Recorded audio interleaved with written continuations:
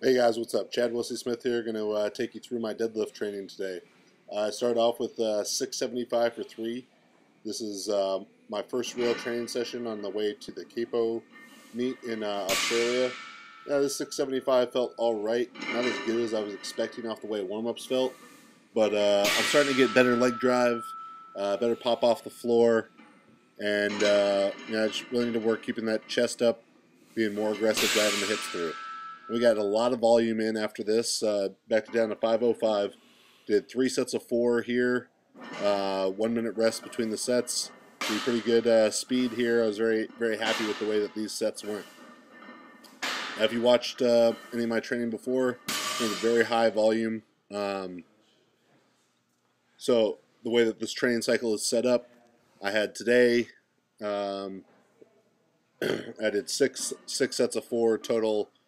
Back down sets between or 8 sets of total back down sets between a couple different exercises, as you'll see. And next week that'll go up to 10 sets total of different back down work, and from there I'll start cutting volume as I work towards the meet.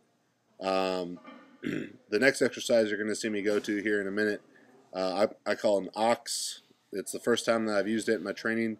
It is it's tough. It's very hard. It was suggested to me by Brandon Lilly to help me learn to drive up with my shoulders right away instead of my hips rising so fast.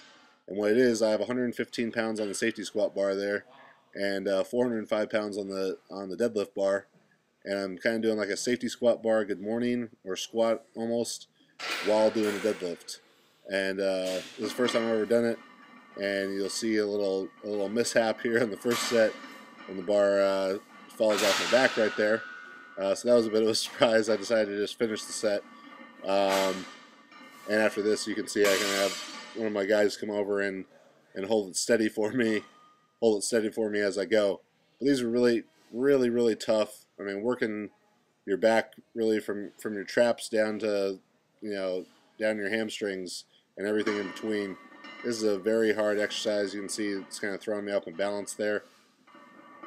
But what we're trying to learn with this is to not just pull on the bar, but also to drive my shoulders back and up like I would drive into a squat bar. This is a very challenging exercise. I can't say that I'm looking forward to doing it again, but hard stuff is going to pay off, and hopefully it's going to pay off with about an 837 pull, hopefully in Australia. So here you can see my last set of oxen. So I got 405 on the deadlift bar, 115 on the safety squat bar, and it's trying to really drive the shoulders back as the first movement. Like I said, these were just blowing up my back from traps, the whole back of my body from my traps to my hamstrings. Here we're going to finish off with some deficit pulls. Staying on a pretty small deficit just because I don't want to change the mechanics of the lift too much. 495 for 2 sets of 5. These are going to build my speed off the floor, improve my leg drive.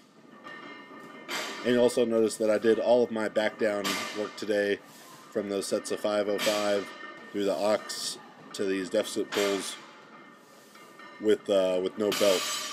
So squatting and deadlifting with no belt is the best way to build up real strength in there, real functional strength. Also look into some of the breathing videos, abdominal bracing videos that we put up on Juggernaut in the last couple of weeks from Ryan Brown and Molly Galbraith. Kind of a bad angle on my last one here. And when I finish these, my assistance work, I'd planned to do bent over rows, but my back was so smoked that it just wasn't going to happen. So I switched to dumbbell chest support rows, GHRs, and planks for the abs. Make sure you guys go read my training log. Check out jtsstrength.com.